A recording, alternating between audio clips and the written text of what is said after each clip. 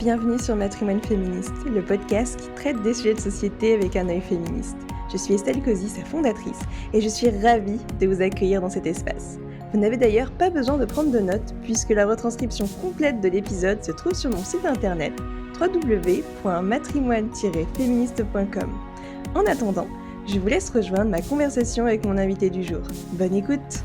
Bonjour, bonsoir aux personnes qui nous écoutent. Je suis en compagnie de Tiffany, avec qui nous allons parler de l'écriture inclusive. Et du coup, Tiffany, j'étais très contente d'ailleurs de t'avoir rencontrée pour la première fois in real life à la Cité Fertile, parce que, comme tu le sais, j'adore ton travail, j'apprécie ton contenu sur les réseaux sociaux, tes spectacles auxquels j'avais emmené des membres de ma famille pour te découvrir. Du coup, ceci étant dit, Tiffany, je te laisse te présenter de la manière dont tu le souhaites. Merci beaucoup Estelle, je suis très touchée d'être là. Donc oui, je m'appelle Tiffany. Moi je dis à la française, mais en Angleterre on pourrait dire Tiffany.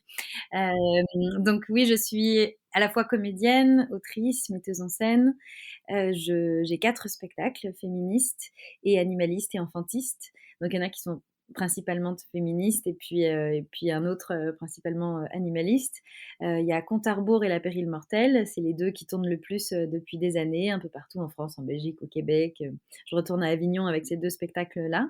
Compte à rebours, c'est une réécriture féministe des contes de fées de notre enfance pour revaloriser les héroïnes et puis passante par cet imaginaire commun, donner des pistes de conscientisation, de prévention des violences et d'émancipation via la lutte collective féministe et la sororité.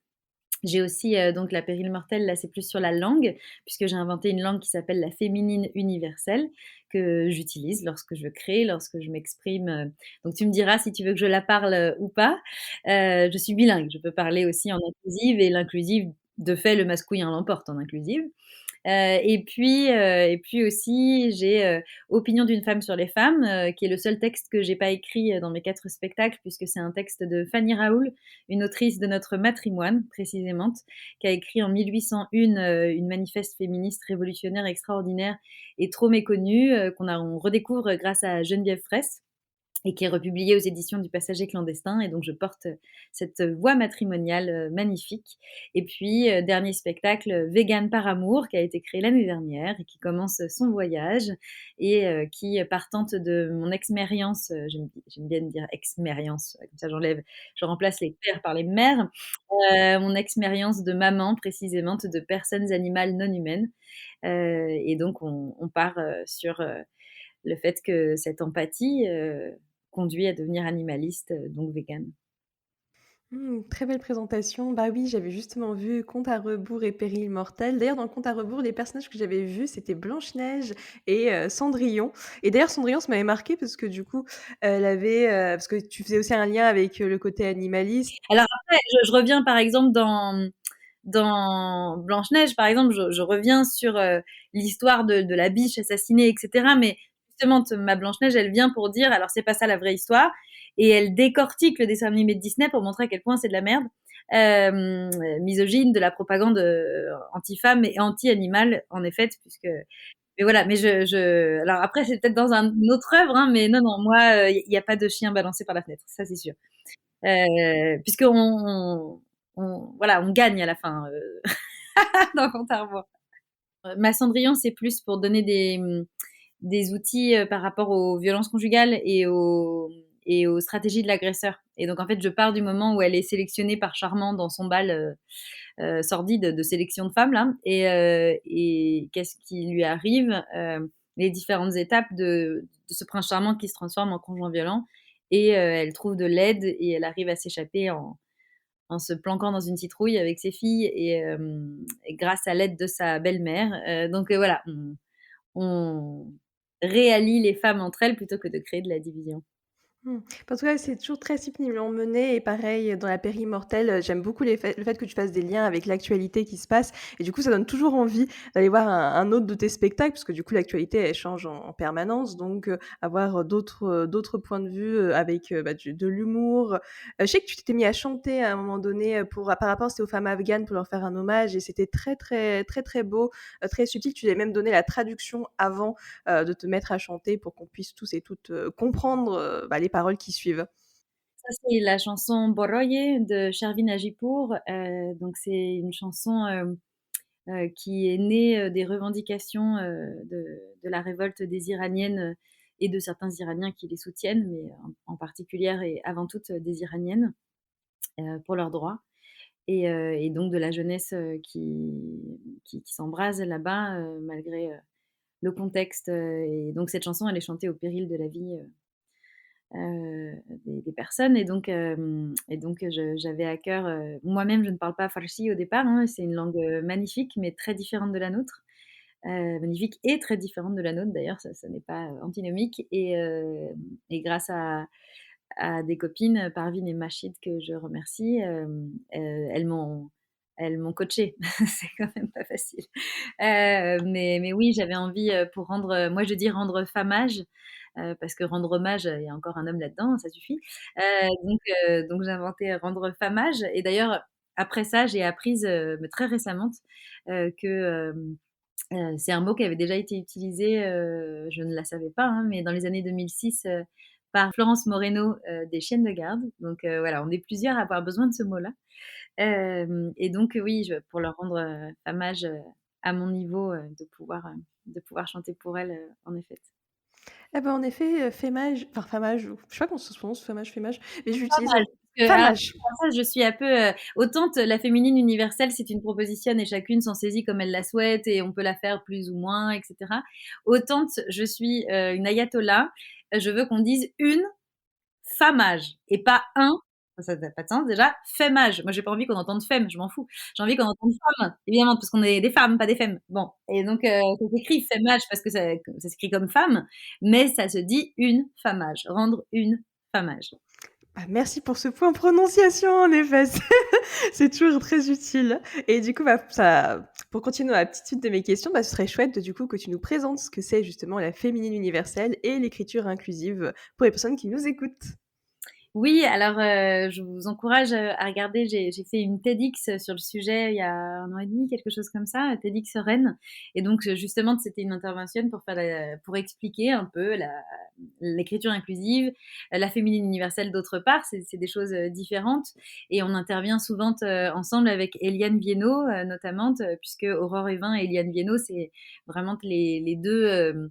D'abord Aurore Evin qui nous a rendu les mots autrice et matrimoine, et puis ensuite Eliane Viennot qui a écrit Non, le masculin ne l'emporte pas, et donc qui nous a révélé cette histoire de la masculinisation de la langue. Moi je dis masculinisation, on comprend mieux. Donc sous l'égide du cardinal de Richelieu, quand ils ont créé l'Académie française, même si Richelieu meurt assez vite, hein, donc après ils font leurs horreurs entre eux.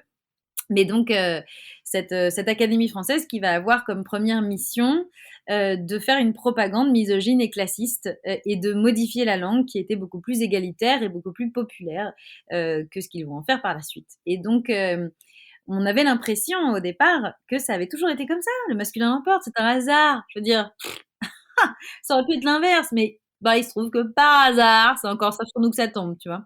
Et évidemment, non. Mais moi, quand je commence à créer la féminine universelle, c'est même avant d'avoir rencontré Aurore Evin et Eliane Viennot. On est en 2012 et je veux écrire Compte à rebours. Donc, je veux reprendre cette matière des contes pour en faire non pas une propagande misogyne comme avec quoi on grandit depuis le début, mais en faire un outil d'émancipation. Et je tombe sur la première phrase, évidemment. Il était une fois, donc déjà c'est pas logique, parce que c'est une fois qu'elle était. Et là, je me dis, mais qu'est-ce que c'est que ce mec qui veut commencer mon livre? Ça va pas mieux? Et donc là, je commence à me dire, mais comment est-ce que je peux écrire des idées féministes avec une langue qui les détruit? Avec une langue qui raconte par sa grammaire qu'on est quantité négligeable ou invisible. Et donc, c'est impossible de construire quelque chose avec des outils de destruction. Ça devient délirant. Et donc, à partir de là, j'écris Elle était une fois. Sans savoir que ça va me mener, au fur et à mesure, au moment où je vais écrire Rendre hommage, à me dire Ah, quelle horreur! Et donc à écrire Rendre famage, sans savoir que quand je veux mettre des notes de bas de page je commence à écrire Rendre à César ce qui est à César, puis je me dis mais ça va pas, non? Et donc je choisis Cléopâtre parce que c'était la femme qui l'a mise sous emprise, donc rendre à Cléopâtre ce qui est à Cléopâtre. Et puis, et voilà. Et donc, je tire ce fil, et puis je me rends compte que, au lieu de dire il fait beau aujourd'hui, on pourrait dire elle fait belle aujourd'hui.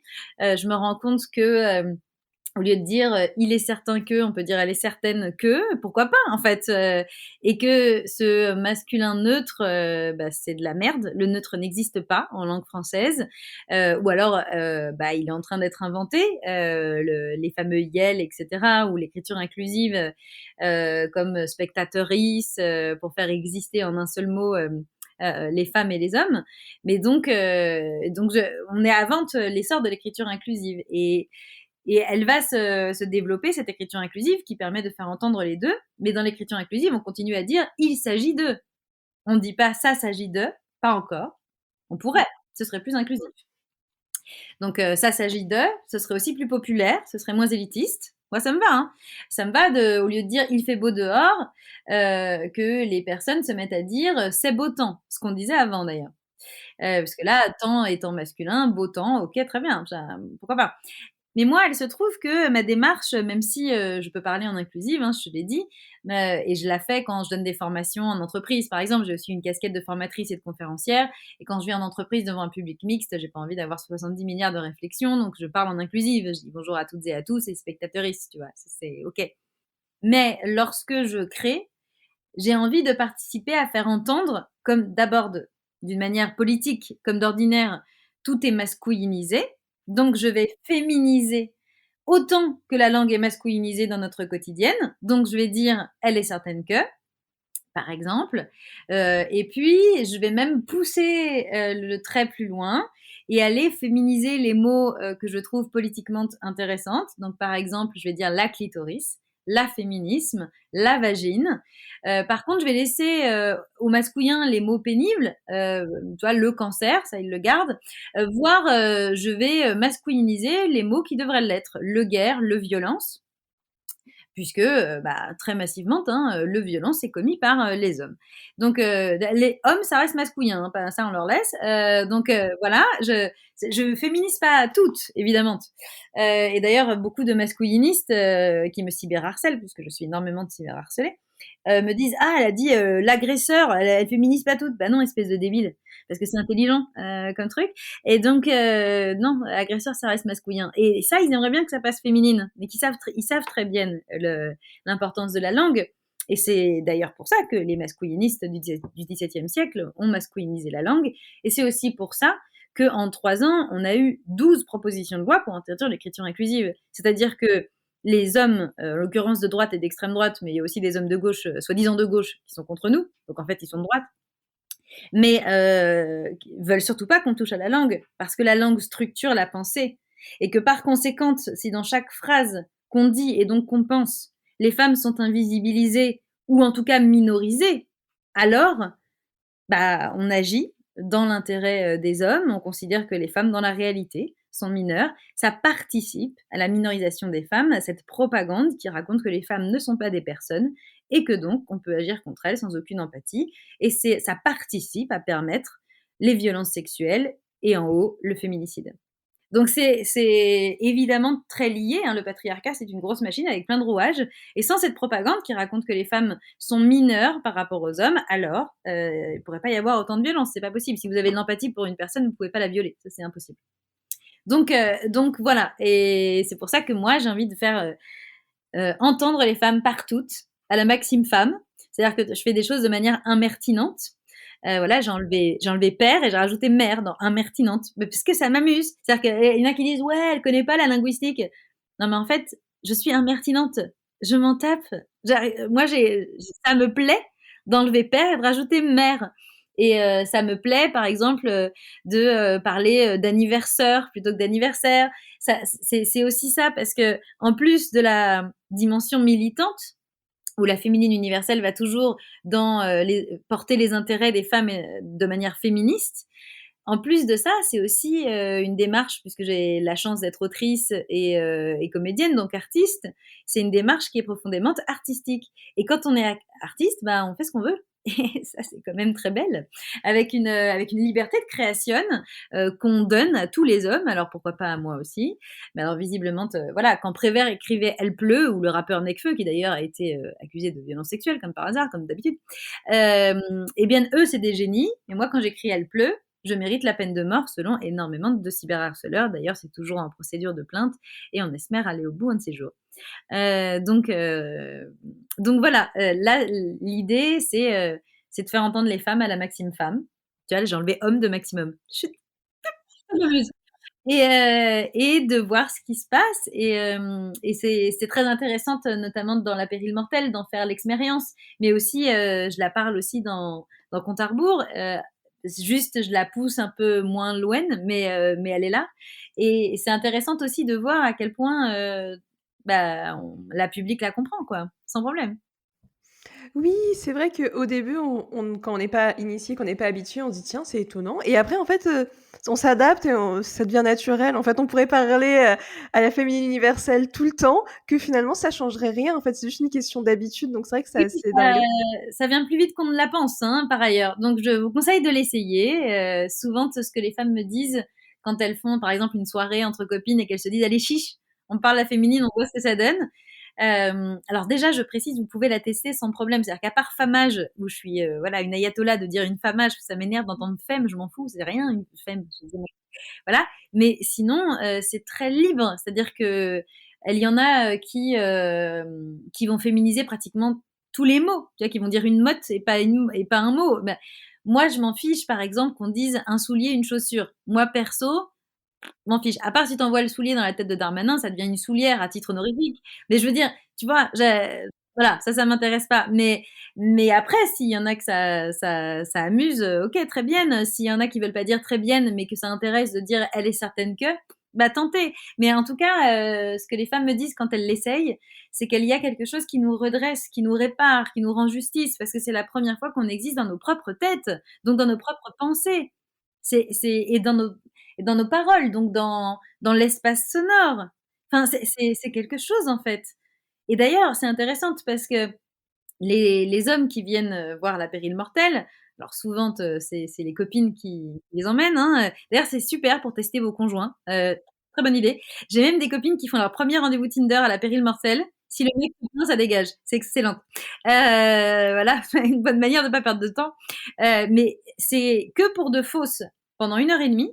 Et les mecs souffrent. Alors que nous, c'est pour de vrai depuis 400 ans, et depuis 100 000 ans si on ajoute le patriarcat d'une manière générale, mais depuis 400 ans, cette injonction à masculiniser la langue. Et c'est dingue, ça les diminue juste 1 heure et demie pour de fausses. Donc là, on peut se demander ce que ça fait sur nos psychés. Et d'ailleurs, souvent, les femmes me disent qu'elles se souviennent très bien, comme d'un mini-trauma, de ce moment où, à l'école primaire, on leur a dit le masculin l'emporte sur le féminin, où les garçons ont rigolé, où les filles ont regardé par terre. Voilà quoi. Bah, justement, moi, le masculin emporte sur le féminin, c'est ma première anecdote par rapport au féminisme, parce que je trouvais que c'était d'une injustice, énorme en fait, que c'était pas juste que nous, les femmes, bah, enfin les femmes, les petites filles, hein, que les garçons enfin qu'il y ait 10 filles et un garçon, bah, c'est le garçon qui l'emporte, ça n'a aucun sens, ce n'est pas logique et comme tu le disais en effet avec, ce qui s'est passé avec, au XVIIIe siècle, et ben ou c'est le XVIIe, je suis pas très douée pour les dates. XVIIe siècle, oui. 17e siècle. 1830, création de l'Académie française, et puis ensuite ils vont détricoter la langue tout au long du XVIIe. Mais ça va passer dans les usages qu'au moment où l'éducation devient gratuite et obligatoire pour tout le monde. C'est-à-dire que jusque-là, les gens parlent encore normalement, parce qu'il y a beau avoir une institution qui s'appelle l'Académie française, des nobles, je ne sais où, qui disent oui, maintenant on dit plus c'est quelle heure, mais quelle heure est-il bah, tout le monde s'en tape, tout le monde continue à dire c'est quelle heure, tu vois, tout le monde continue à parler de la doctoresse du village, tu vois, enfin. Et faut attendre la propagande généralisée via l'éducation nationale pour que là, ça passe dans les usages. Mais avant, donc en fait, finalement, ça fait 150 ans max. Hein.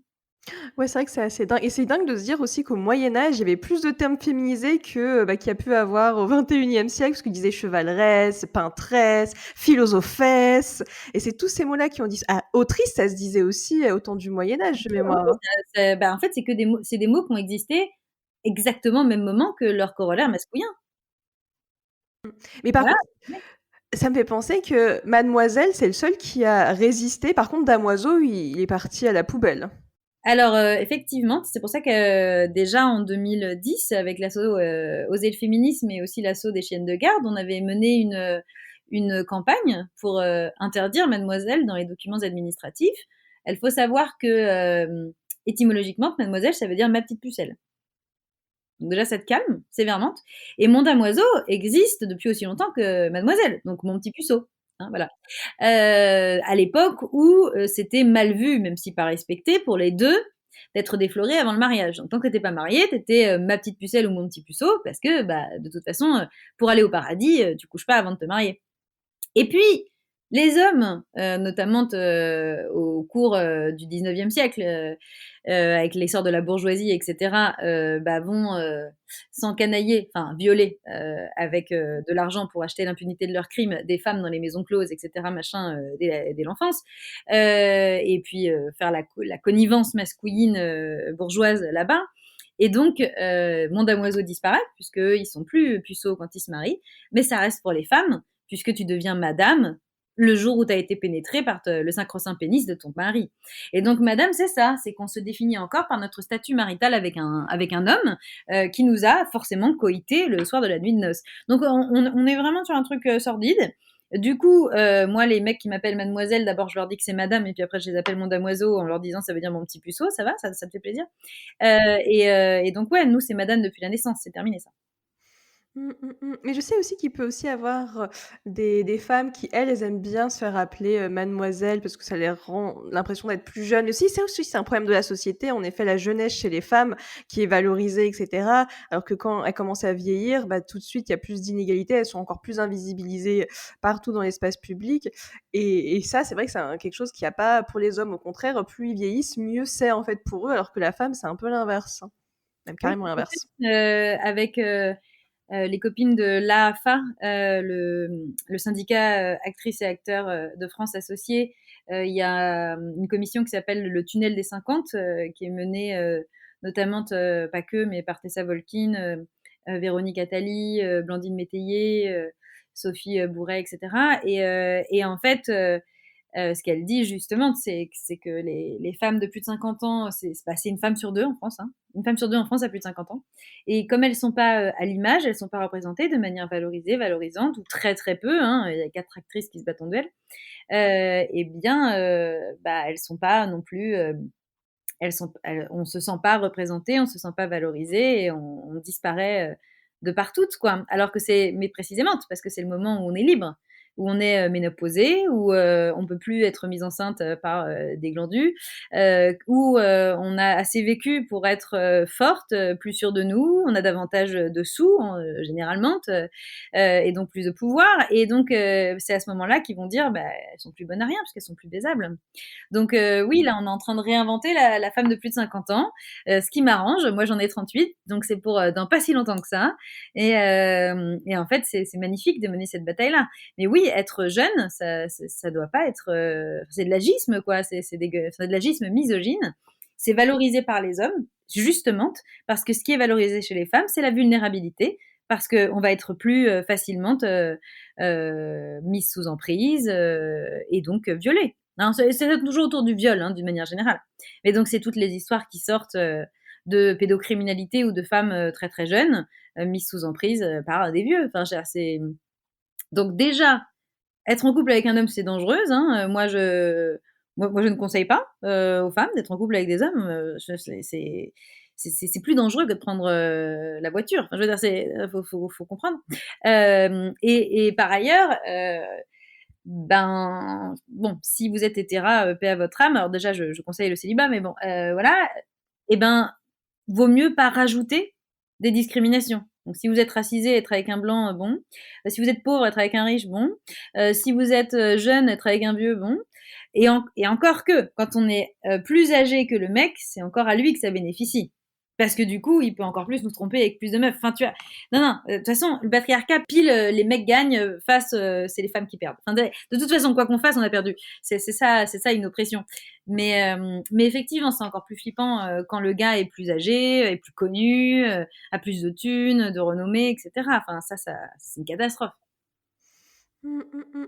Mais d'ailleurs, ce que tu me dis, ça me fait penser et pour revenir aussi à ce que tu disais plus tôt, que potentiellement pour que les inégalités, soient réduites, bah, ce serait que les hommes puissent avoir de l'empathie, se mettre à la place des femmes. Bah, en effet, avec des spectacles, ils peuvent parce qu'ils se rendent compte, bah, des choses qui semblent, on va dire, normales, quotidiennes et ben, en fait, c'est pas enfin, eux, ça leur bénéficie à eux, mais en fait, c'est remettre en cause ces privilèges. Je pense que ça peut être ça qui peut être compliqué à faire, quand tu as des privilèges, c'est difficile de faire ce pas de côté potentiellement, donc c'est chouette qu'il y ait des initiatives comme la tienne, pour pouvoir que les hommes puissent faire, ce pas de côté. Mais est-ce qu'il y a d'autres choses, hormis l'éducation, qui permettraient de faire, changer, les mentalités? Oui, la justice. Alors là, on est mal barré, vu qu'on vient d'avoir Darmanin à la justice, un type accusé de violence sexuelle par 2 femmes, dont une femme qui l'accuse de viol. Voilà. Honnêtement, tu nous l'avais mis déjà à l'intérieur, c'était trash. Le seul endroit où c'était pire de le mettre, c'était la justice. Voilà. Parce que le premier problème de l'injustice, c'est l'impunité chronique, systémique. Donc 1% des violeurs, à peine, hein, en fait 0,6% passeront par la case prison. Le reste du temps, c'est des non-lieux, c'est des voilà, c'est des sans suite, c'est des la femme n'a pas porté plainte parce qu'elle sait très bien à quel point le système judiciaire est misogyne et maltraitant. Donc voilà. Oui, l'impunité, la fin de l'impunité, ça pourrait faire changer les mentalités. Si chaque mec qui viole tombe pour 30 ans, alors déjà, il va y avoir une sacrée chute démographique dans les rues, hein. Oh là là! Il va y avoir quoi? 70% des mecs en tôle? Enfin, je veux dire, à minima. Donc déjà, ça va être sympa l'espace public. Alors par contre, il va falloir réquisitionner des régions entières, hein, pour les stocker.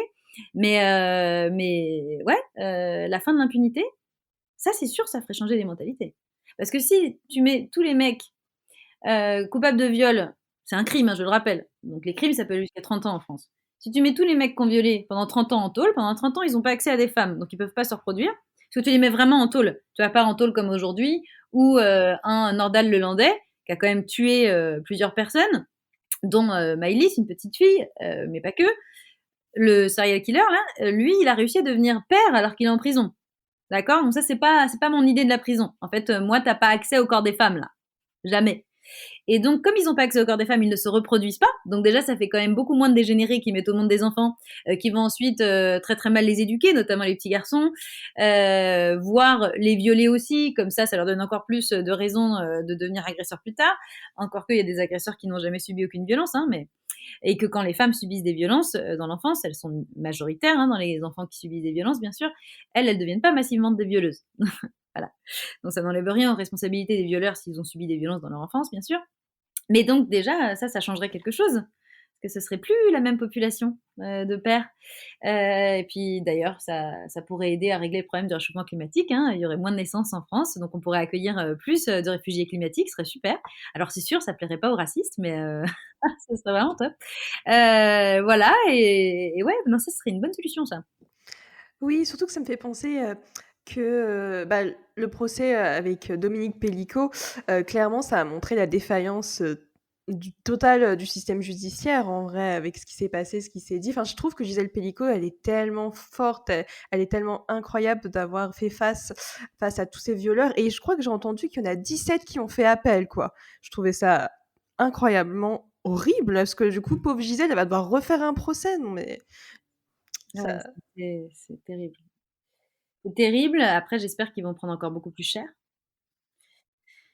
C'est l'avantage, une fois qu'ils ont fait appel, après c'est la cassation et la cassation, c'est plus compliqué parce qu'il faut qu'il y ait des vices de procédure. Enfin ça tu pars pas en cassation, si facilement que ça. Ça coûte très cher aussi, et puis surtout, ils sont quand même mis en tôle en attendant.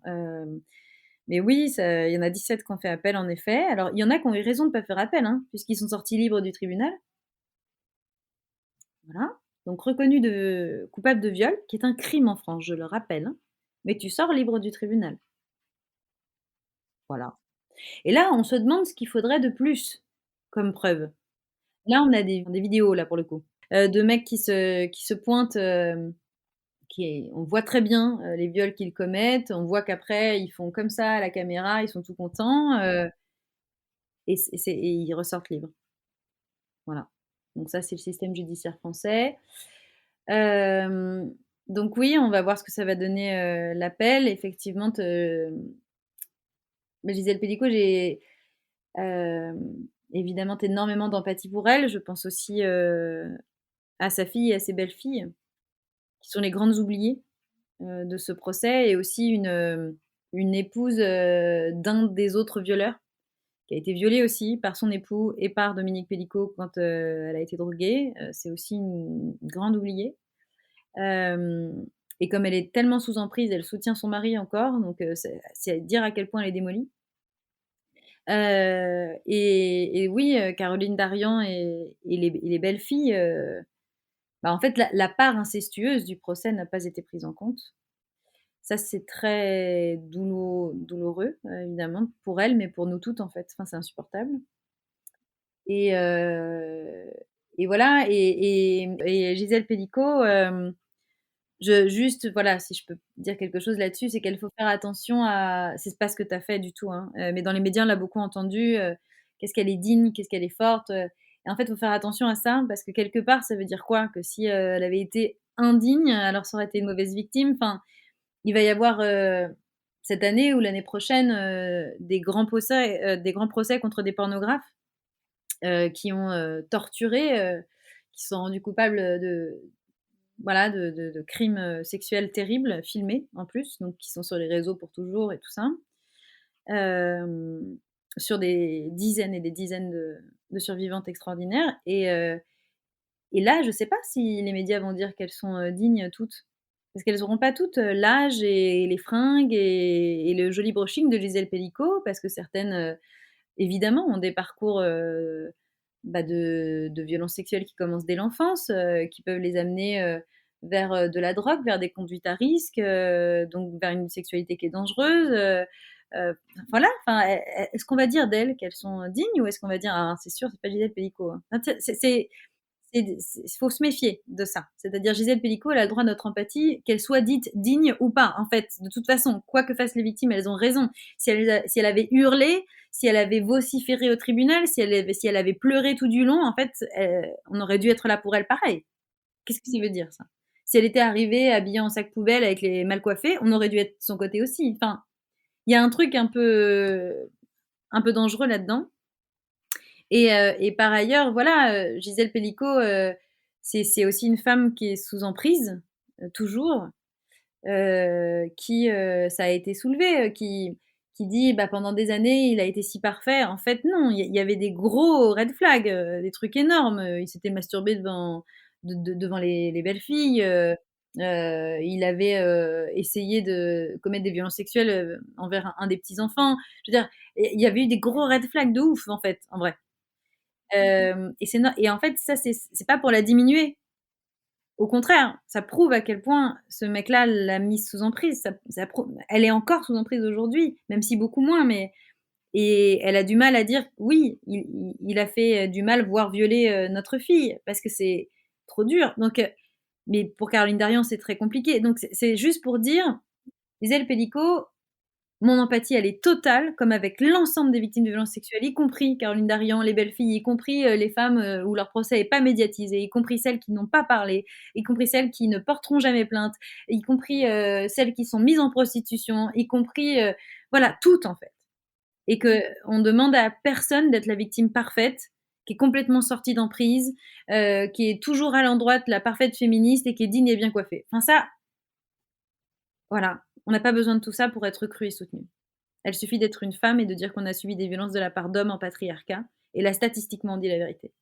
Mmh, mmh, mmh. Oui, je suis d'accord. Les médias ont tendance à faire, des classifications entre bonnes et mauvaises victimes. Ça me fait penser à l'affaire Amber Heard qui, elle a été «l'archétype» entre guillemets de la mauvaise victime face à Gisèle Pelicot qui, elle, est la «bonne victime» entre guillemets pour les médias. Mais aussi parce qu'il y a pas des vidéos et tout ça. Enfin, Gisèle Pelicot, elle aurait été traînée dans la boue s'il y avait pas autant de preuves vidéo. Et elle a C'est déjà été traînée dans la boue avec toutes ses preuves. exactement. Donc ça veut dire quoi? C'est-à-dire qu'il y a des mecs qui ressortent libres du tribunal, alors qu'on a toutes les preuves de la terre. Donc ça veut dire quoi? Ça veut dire que l'ensemble des victimes de viol là, si vous avez en général, vous avez pas de preuves là. Enfin, je veux dire, c'est l'immense majorité des viols, c'est pas devant des caméras, c'est pas devant des témoins, c'est évidemment, la majorité des viols, c'est papa ou c'est notre conjoint. Donc ils filment pas forcément, tu vois? C'est ah non, mais on est loin, loin, loin encore, hein. Et puis alors avec Darmanin à la justice, a priori, sa priorité, ça va pas être de lutter contre l'impunité, hein. Donc voilà. Toi, qui c'est que tu aurais aimé voir, que tu rêverais de voir au ministère de la Justice? Oh, la bonne question. Honnêtement, 1er nom qui me vient, Marilyn Baldeck.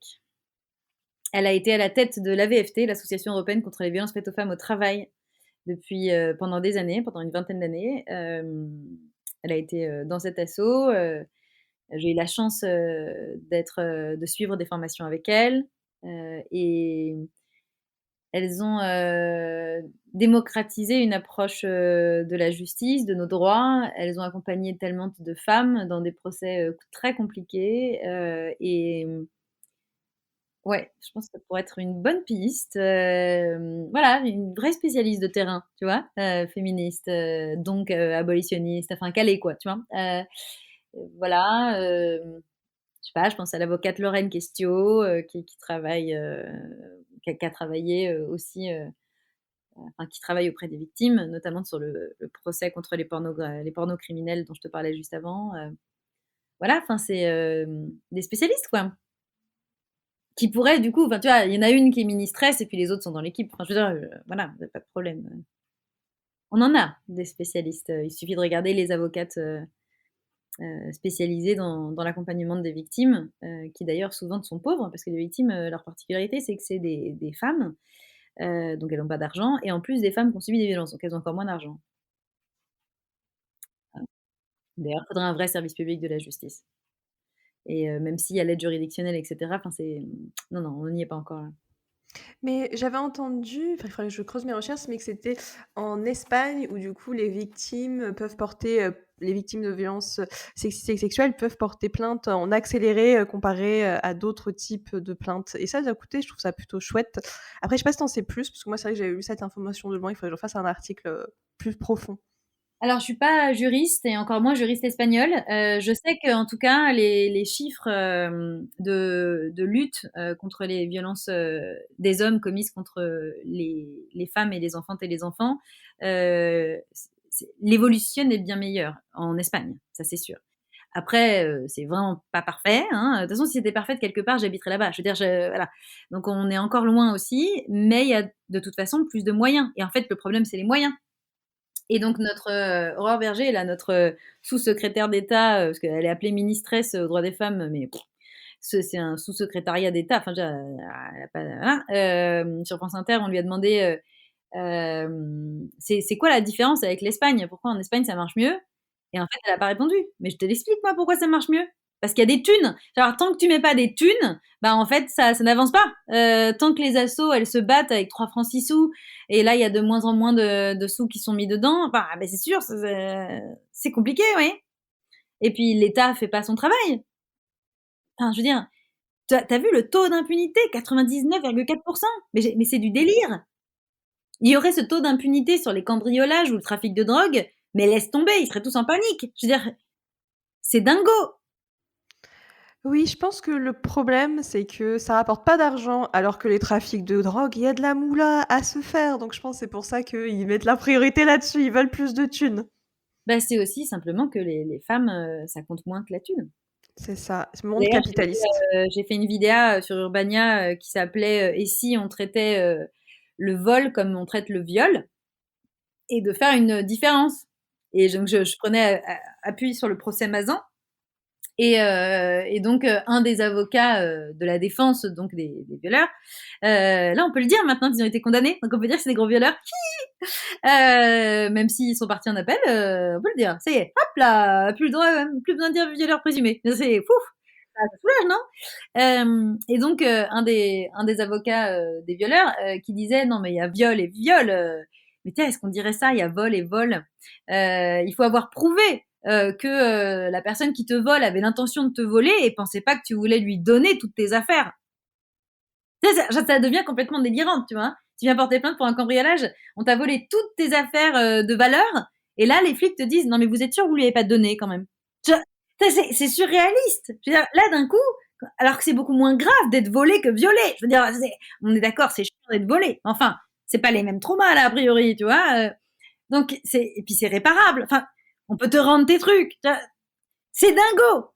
Franchement, voilà. Et enfin, il y avait différents exemples, mais en fait, on tolère. Le président du tribunal qui avait accepté qu'on parle pas de scènes de viol, à la demande des avocats des violeurs, qu'on parle pas de scènes de viol, mais de scènes de sexe. Bah, imagine que pour un procès en cambriolage, on parle de scènes de don plutôt que de scènes de vol. Non mais. Et d'ailleurs, il y avait un des avocats qui avait réagi tout de suite en disant mais quand on fait un procès pour meurtre, même si on n'est pas encore sûr que le gars accusé est coupable, on dit pas scène d'euthanasie là. C'est ça. Qu'est-ce que c'est franchement, c'est. Mais parce que les femmes ne sont pas considérées comme des personnes par la société, par les hommes évidemment, mais même par nous-mêmes. On n'a pas compris qu'on existe. La majorité d'entre nous n'a pas compris que nous sommes des personnes, que nous avons droit à accéder à la communauté d'empathie. En fait, les hommes sont les seuls à avoir droit à l'empathie. Et encore plus si t'es blanc, riche, société occidentale, hétéro, non. Mais n'empêche, c'est-à-dire que on va considérer que les oppressions les plus graves, c'est celles qui sont aussi subies par les hommes.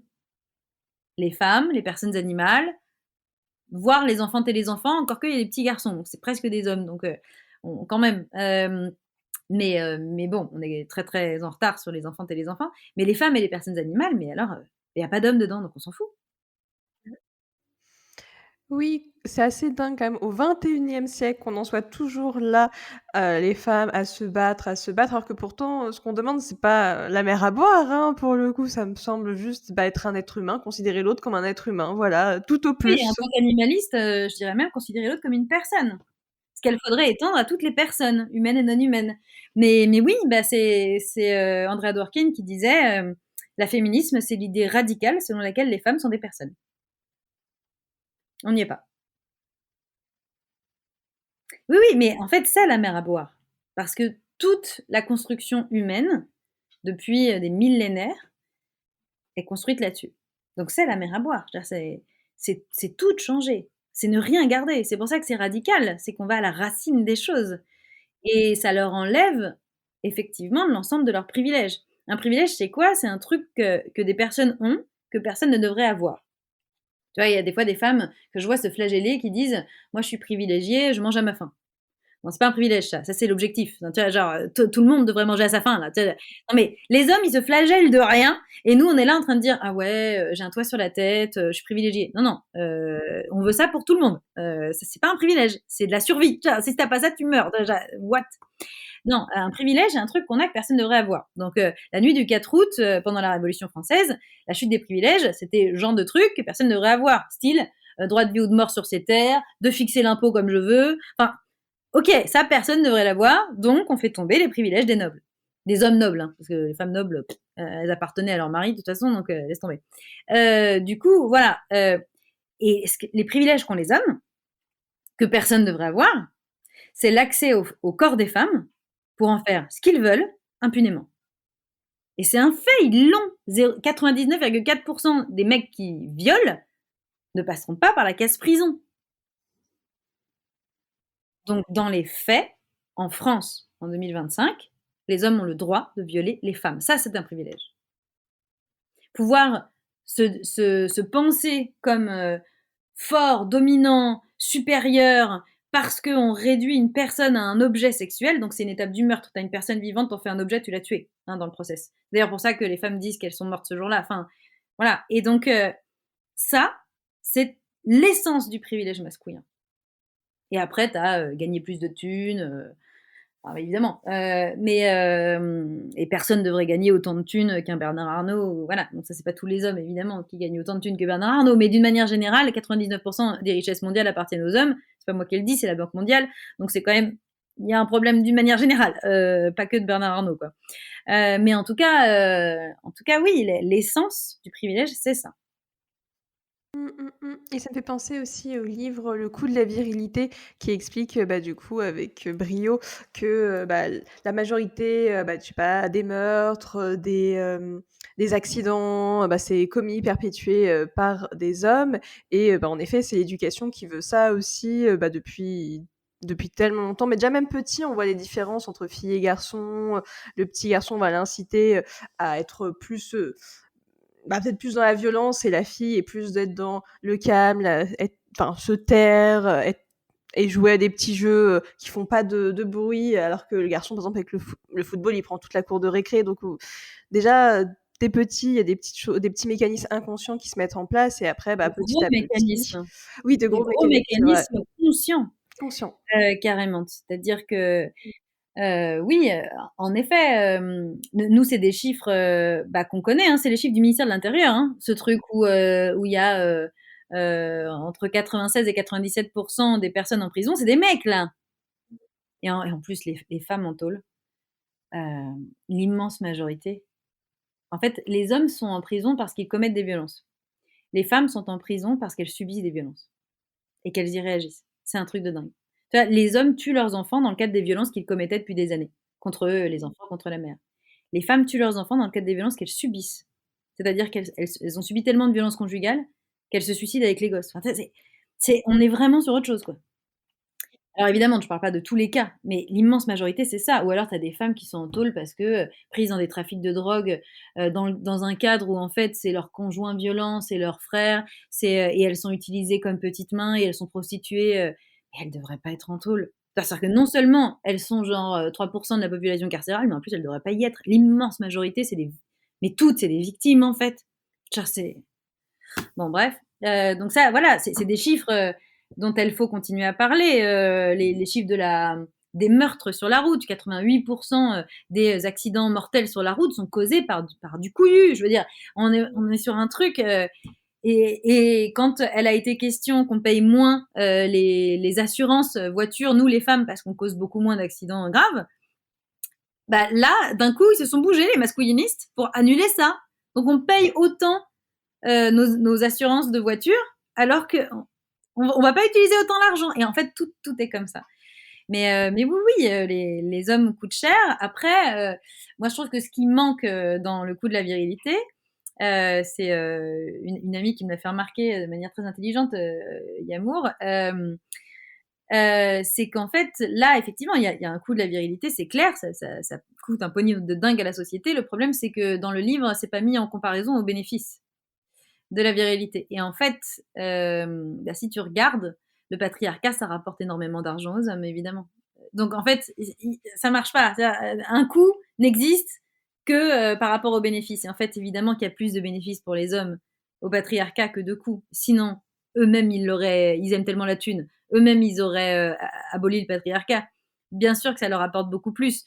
On peut penser à tout l'argent de la prostitution, de la pornographie. On peut penser tout l'argent de toutes les nouvelles technologies, notamment numériques, qui sont créées au départ pour la pornographie, y compris de la robotique, enfin, c'est énorme, c'est une manne gigantesque. On peut penser simplement au fait que tout ce qui est taxe rose, tout ce qui est, il va falloir qu'on rachète un vélo pour le petit frère parce qu'il va pas prendre le vélo rose de sa sœur, elle a honte. Et hop, voilà, ça crée du PIB tout ça. Donc ça dépend qui tu regardes.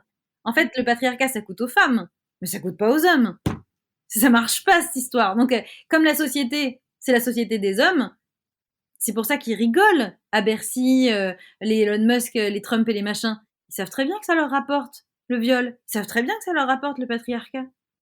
Bien sûr qu'il y a des coûts, mais il y a beaucoup plus de bénéfices pour les mecs, sinon ça marcherait pas. Et donc, oui, non, le patriarcat, ça rapporte aux hommes, et en particulier aux hommes qui dirigent le monde, oui.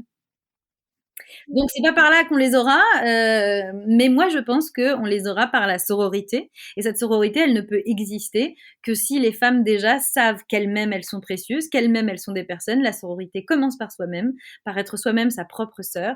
Et moi c'est ce que j'essaye d'instiller dans mes spectacles, dans mes formations, c'est redonner aux femmes leur préciosité, leur sentiment d'exister, de faire partie de la communauté d'empathie, d'avoir droit au meilleur, d'avoir droit à l'équité, d'avoir droit à la sécurité, et que tout ce qui dépasse, on doit trouver ça intolérable, insupportable.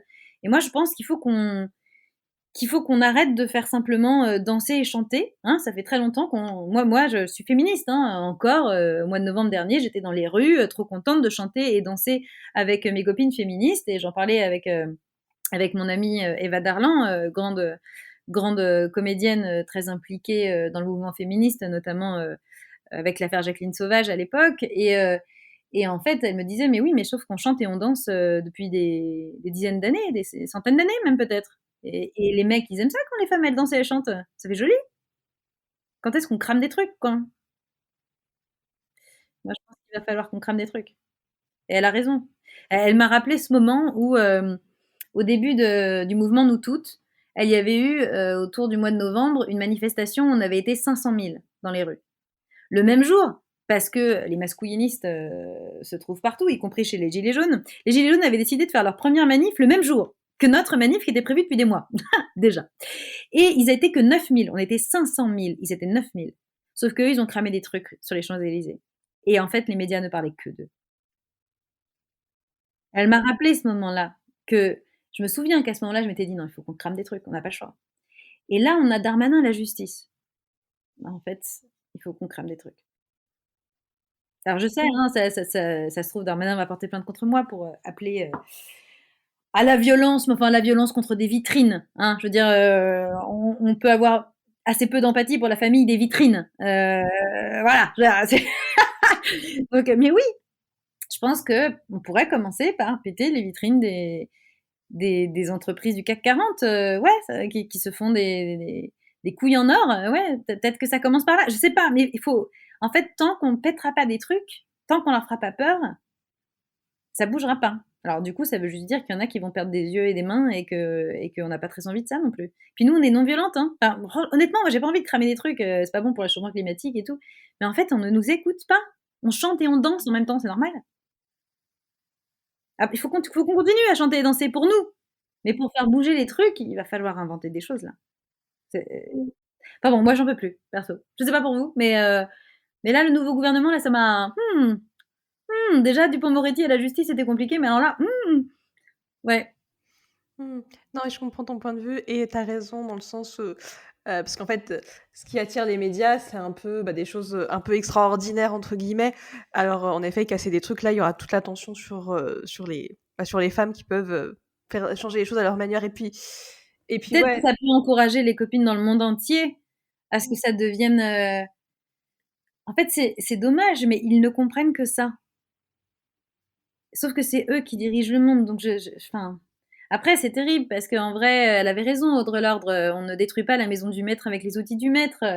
Si on pète des vitrines, ils peuvent nous tuer avec tout l'arsenal fasciste, voilà, aujourd'hui, qui peuvent être alloués aux forces de l'ordre par l'État. Donc, c'est, en fait, j'en peux plus. Je sais plus. Je sais plus où donner de la tête. Si ce n'est que le vrai truc qui va faire bouger, c'est la sororité. Parce que si on est 30% d'opprimés qui disons stop au patriarcat et que ensemble on s'allie, en fait, là, ça s'écroule en 5 minutes. Parce que c'est le maître qui a besoin de l'esclave et pas l'esclave qui a besoin du maître. Et ça, il y a moyen que ça fonctionne. Donc, première résolution, là, on enregistre, on peut la dire, on est le jour de la rentrée, on est la 6 janvier 2025. Résolution de début d'année, même si c'est dur, et c'est normal que ce soit dur, parce que c'est le truc le plus interdit en patriarcat, mais soyons sorores. Et c'est pour ça qu'on prépare un podcast avec Julie Maranger et Willen Pilat sur la question, qui va sortir premier épisode fin février, et puis ensuite un par mois. Et on espère mettre davantage en avant ce sujet-là, sachant que il y a des tabous là-dedans, et notamment sur les difficultés de la sororité entre femmes dans les familles, dans la lutte militante, les différentes luttes militantes, et dans la lutte féministe en interne, les trahisons et tout ça. Enfin, moi, j'ai subi des trucs terribles de la part des femmes, vraiment terribles. Encore, c'est l'année dernière. Et voilà, il ne s'agit pas d'excuser, il s'agit d'expliquer et d'essayer de proposer les grandes lignes d'une éthique sorore. Je pense qu'il faut mettre ça sur la table encore plus que ça ne l'est. C'est notre porte de sortie, c'est sûr. Oui, je suis d'accord avec toi parce qu'en fait, le fait qu'il y ait pas de sororité, c'est ça qui permet, on va dire, au patriarcat, de gagner parce que ça divise les femmes. Alors que si les femmes s'allient, en effet, ils ont plus enfin, le patriarcat n'a plus de moyens de pression sur les femmes parce que du coup, elles savent être autonomes, se débrouiller par elles-mêmes, se faire confiance, connaître leurs valeurs, connaître la valeur des autres femmes, être là pour s'écouter, et faire des cercles de parole, je sais pas quoi et c'est vrai qu'il faut plus de sororité dans ce bas monde pour accueillir de l'espoir tout simplement, dans ce qui peut se passer dans l'avenir. Oui, oui, je suis d'accord avec toi, avec, une petite nuance juste sur le présupposé de départ. C'est pas, le manque de sororité qui permet le patriarcat. C'est le patriarcat qui permet le manque de sororité. C'est-à-dire que les hommes le patriarcat s'est construit par et pour la caste des hommes et les hommes construisent la division entre opprimés. Toute oppression ne tient que sur la division des opprimés. Donc, la le manque de sororité, c'est pas, le truc dommage, que du coup on n'y arrivera jamais. Le manque de sororité, c'est la preuve de l'oppression. C'est le présupposé de départ. C'est la norme. Faut pas s'en vouloir de pas arriver à être soror. C'est la norme. C'est comme ça qu'on a été éduqué. C'est comme ça que tient le système.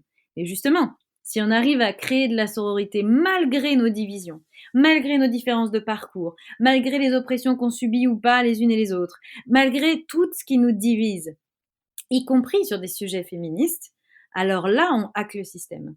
Mais c'est ça qui sera anormal, qui sortira de la norme, et c'est pour ça que c'est très difficile. Mmh mh. En tout cas, c'est très beau ce que tu nous dis. Je pense que je vais le prendre pour le mot de la fin parce il me reste quelques questions à te poser avant de clôturer, l'épisode. Déjà, toi, qui seraient, tes rôles modèles? Je pense à Andrea Dworkin, grande féministe américaine. Je pense à Christine Delphi, grande féministe française, qui est encore parmi nous, même si elle est âgée maintenant. Voilà. Après, non, mais plein, c'est-à-dire qu'en fait, chacune, personne n'est une rôle modèle parfaite. C'est-à-dire que même avec Dworkin ou Delphi, même avec des personnalités qui m'inspirent énormément, comme Maya Angelou, comme voilà, d'une manière différente, Christiane Taubira, ou enfin, en fait, il y a plein de femmes qui me donnent des forces énormément, Virginia Woolf. Mais en fait, aucune d'elles, je suis d'accord à 100%. D'ailleurs, avec moi-même, des fois, je suis pas d'accord à 100%. C'est comme ça qu'on évolue aussi dans notre pensée. Et je pense que chacune, on peut être rôle modèle à des moments pour d'autres. Et que elle faut pas faire des rôles modèles, des perfections sur des piédestals, que ça, c'est déjà une violence. De faire d'une personne un objet d'admiration, c'est aussi transformer une personne en objet, donc c'est une violence. Et qu'il faut savoir admirer chez les unes et les autres ce qui nous nourrit et se dire: «OK, elle est pas parfaite, ça par contre je suis pas d'accord, ça me plaît pas», et ben, c'est OK et on peut quand même les admirer. Voilà, moi je me méfie de la pureté militante, je me méfie de, elle, je suis d'accord à 200, elle est parfaite. Voilà, c'est comme, Simone de Beauvoir qui nous a tant apporté parce qu'elle a signé une tribune, parce qu'elle était elle-même sous emprise de pédocriminels qui l'avaient signée, qui lui ont demandé de signer, mais elle était sous emprise en tant que victime de conjoints violents, de ces mecs-là, de Lanzmann, de Sartre, qui eux étaient des pédocriminels aussi. Et en fait, on oublie complètement. Enfin, c'est ce que je disais tout à l'heure sur Gisèle Pelicot, en fait. Ça n'excuse pas, mais ça explique. Et ça m'empêchera pas jamais d'admirer et d'être inspirée profondément par les apports de Simone de Beauvoir, tout en déplorant qu'elle ait signé cette tribune, que d'ailleurs elle a regretté, hein, elle l'a dit très clairement, très rapidement et à la fin de sa vie, voilà, et cetera. Mais voilà, c'est pas parce qu'elle a signé ça que je poubelle, quoi. En fait, il faut se méfier de ça. La cancel culture, c'est très bien pour les dominants. Elle s'agit ça y est, c'est bon, il y a pas de division entre le violeur et l'art du violeur puisque l'art raconte ce qu'on est. Donc l'art, de Woody Allen raconte la pédocriminalité, c'est comme ça. En revanche, les opprimés, non, ça peut pas fonctionner comme ça, et surtout que c'est pas des crimes là qu'on leur reproche, enfin, tu vois? C'est incomparable. Signer une tribune parce que tu es sous emprise de conjoints violents que tu regrettes juste après ou commettre des violences, excusez-moi, donc voilà, moi je pense qu'il faut apprendre à, c'est ça la sororité aussi, à s'apprécier même s'il y a des trucs qu'on n'apprécie pas du tout, voir qu'on est tellement pas d'accord, voir qu'on est, outré. Mais ça n'empêche pas de on jette pas les femmes à la poubelle pour un truc qui nous plaît pas, ou sinon on va toutes se jeter à la poubelle les unes les autres et nous-mêmes d'ailleurs. Mmh. Oui, le mot d'ordre, c'est avoir de la nuance et bah, du coup, prendre ce qui est bon pour nous, ce qui nous nourrit et bah, le reste, ça nous nourrit pas, bah, c'est pas grave en fait, ça nourrira, quelqu'un d'autre C'est et ça, c'est puis voilà. arrêter de vouloir soi-même être parfaite et arrêter de demander aux autres femmes d'être parfaites, ça c'est de la misogynie en fait et Mmh. c'est pas OK. Mmh. Non, je suis d'accord avec toi. Mais, du coup, comme le temps passe, je vais passer à la suite de mes petites questions. Alors toi, quelles ressources tu recommanderais aux personnes qui nous écoutent? Hem, Bah, notre podcast lorsqu'il va sortir. Hem, il y a tellement de ressources, ti ti ti ben, de continuer, bah, mes spectacles si vous avez envie. Évidemment, je vais être, 1 fois par mois au local des autrices de février à mai et puis ensuite, au festival, d'Avignon, cet été. Mais non, il y en a tellement. Bah, déjà, si vous lisez Tout Dworkin, franchement, top. Nos amis et nous de Christine Delphi, tous les podcasts, dont le tien, tous les comptes Insta, et y compris ceux où vous n'êtes pas complètement d'accord, bah, justement, ça va vous donner des arguments pour vraiment pas être d'accord pour de bonnes raisons. Euh, voilà, de continuer à discuter avec les femmes, à les écouter vraiment, à vous écouter vous-même aussi, vous faire confiance, et puis à savoir aussi dire: «Bah, merci de m'avoir appris ça, OK, je pensais tel truc, mais en fait, tu as raison, c'est de la merde, c'est du patriarcat, je me suis trompée». Et savoir être reconnaissante aux autres femmes lorsqu'elles nous apprennent des trucs. Ne pas être effrayée quand une femme brille. Par définition, elle ne fait pas d'ombre, elle éclaire. C'est, Geneviève Fraisse avec qui j'ai pris un café il y a pas longtemps, donc philosophesse de la pensée féministe, qui me disait, que les femmes arrivent, même si c'est difficile, à être sorores dans l'oppression, mais n'arrivent plus à être sorores dans l'émancipation. C'est-à-dire que dès qu'il y en a une qui sort la tête de l'eau, on le supporte pas.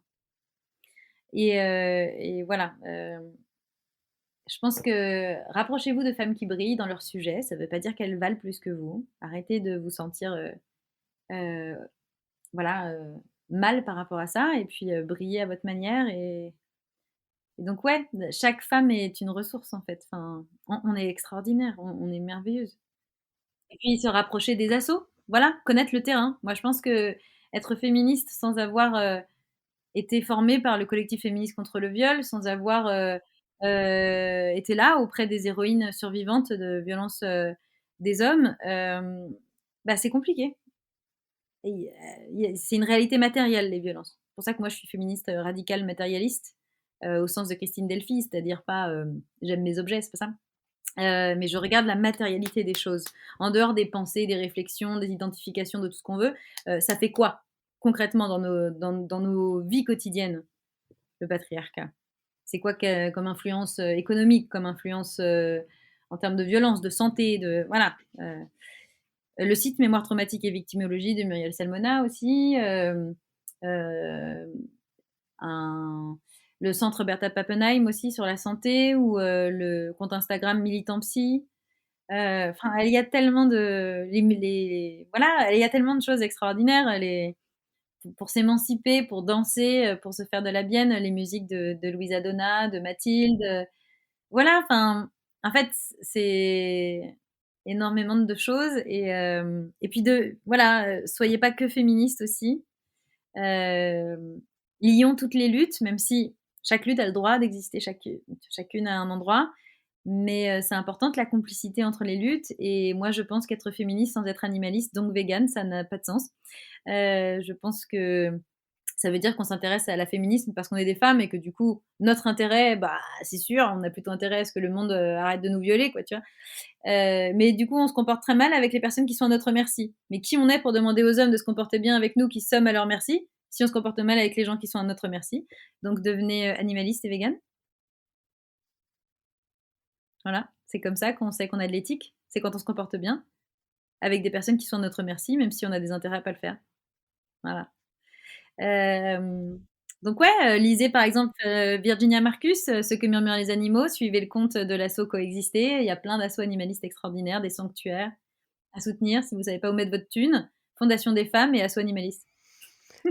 Bah, c'est très, très enrichissant tout ce que tu nous partages. Bah, de ce que je comprends, c'est incarner, nos idéaux, qui on a envie d'être, s'inspirer par des femmes, par des associations, par plein de manières, pour pouvoir, bah, aller dans un monde qui nous ressemble plus, lutter pour avoir un monde, qui nous ressemble.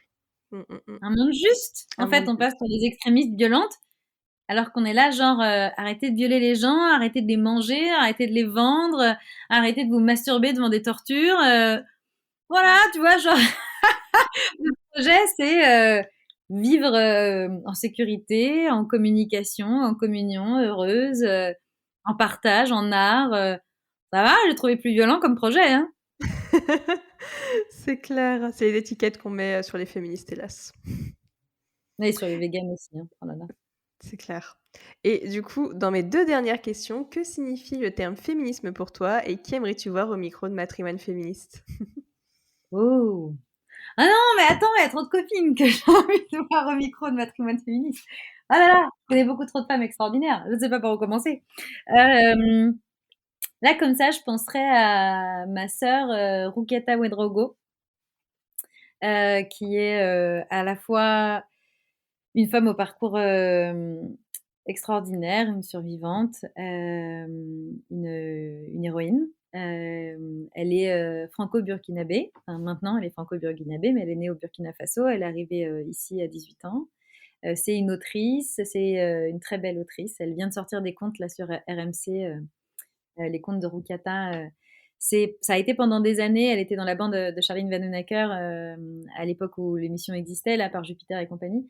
Et c'était, à ma connaissance, à ce moment-là, la seule voix d'Afrique subsaharienne de femmes qu'on entendait sur la radio publique. Donc c'était importante. Et donc là, voilà, elle continue sur RMC. Elle fait des spectacles aussi qui sont très beaux. Elle se mobilise pour les femmes, contre l'excision notamment. Elle en parle dans ses spectacles avec énormément de force. Elle nous fait rire. Elle est poétique. Elle est voilà, bah, je pense qu'elle aurait énormément de choses à dire. Et puis avec sa maman, elles ont créé une association au Burkina Faso pour les femmes exilées, enfin les femmes déplacées par les conflits armés.